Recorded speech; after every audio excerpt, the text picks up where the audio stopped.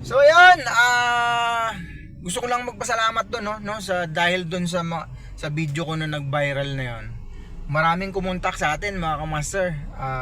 Ayun, kinontak tayo nung hindi ko na isa-isahin.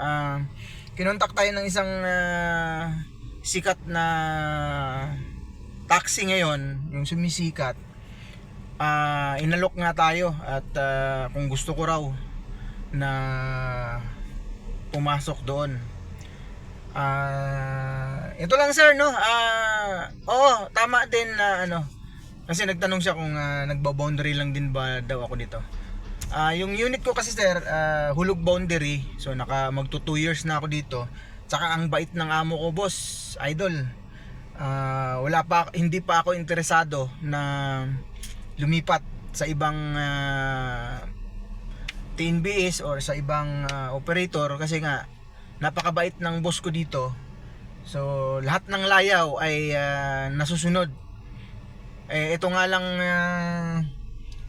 na-deactivate ako sa InDrive. Yung nga sinabi ko na hindi ako babiyahin ng Grab.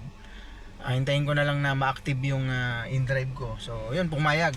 Walang madaming salita. Kaya sa ngayon idol, pero hindi ko sinasara yung pintuan dyan sa GSM taxi kasi nung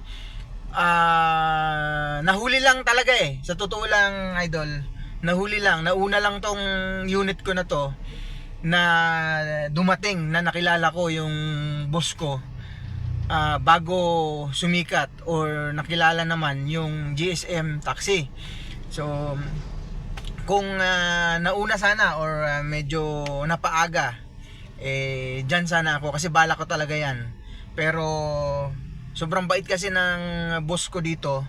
Hindi pa ako interesado at wala pa akong balak umalis, no? Kasi nga, sayang, magdadalawang taon na ako dito mga ka-master, idol. Kaya sa ngayon, hindi pa ako interesado na lumipat sa iba, no?